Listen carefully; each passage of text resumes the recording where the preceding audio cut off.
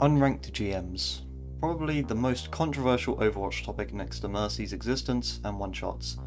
I've looked into a lot of unranked GMs, from Awkward to A10 to Defran, and yes, even Metro, analysing the pros and cons stated by both sides.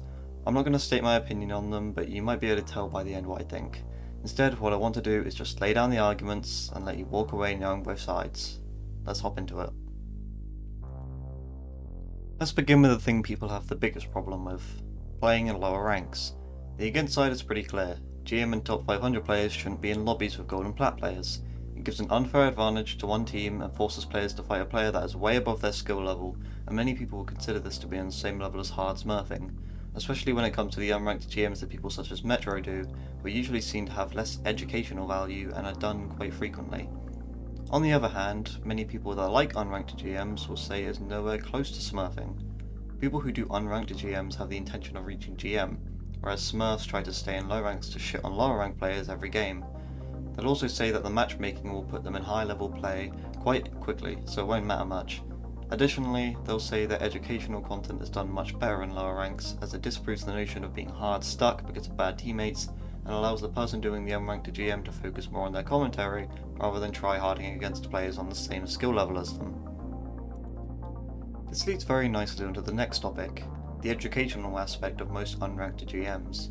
On the against side, people will say that the educational aspect is just an excuse to fight lower ranked players, and that educational content can be done in higher ranked play, or people can do VOD reviews. A good example of this is SK's video Stop Being Useless on Lucio, in which she shows a tournament match she played and analyses it to show people how she plays Lucio. I also recommend seeing a channel called Spylo, who makes a ton of educational content on his channel and explains his thought process in his videos. I'll put the link to his channel and SK's video in the description. I already stated some of the other side of the argument when covering the lower rank section, but to add on to it, people usually reference Awkward and A10's unranked GMs, which are seen as the best ones and the most educational. The argument is usually brought up to either say, Awkward has proven that unranked GMs have amazing educational value, or to say, if Awkward is allowed to do it and not get hate for it, then I should be able to as well. This argument is also sometimes said by the against side to say, Awkward's unranked GMs are much better than other people's unranked GMs, and have more educational value, so it's okay. Which leads to my next point, which I call idolization. The main premise behind this topic is that people will constantly switch between whether unranked GMs are okay based on who is doing it. As stated earlier, people will say Awkward's are okay and other people's aren't because they are very educational and others aren't. However, the fourth side will ask, where is the line? It's proven that there are other, just as effective ways of educating people in the game that Awkward could do, so why is he getting praised for essentially doing the same thing others that get hate are doing? In the end, he's still playing against people much lower rank than him, and his main concepts are quite easy to grasp, such as damage, damage, damage, and could be expressed easily in higher ranked games. The other player that is quite idolized is Defran, who is attempting to do unranked to top 500 for every character.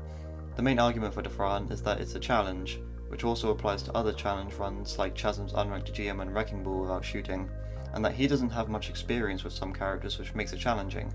The main argument against it is essentially the same against Awkward's. Why is he getting praised for doing the same thing that others that get hate are doing? Whether it's a challenge or not doesn't stop it from being smurfing. Unranked GMs don't really have a clear side to take, and most that pick a side and stay on it usually haven't looked enough into the other side. I hope this video sheds some light into this topic and can lead to some interesting discussions about it. Anyway, that's all from me. Take care and I'll see you in the next one.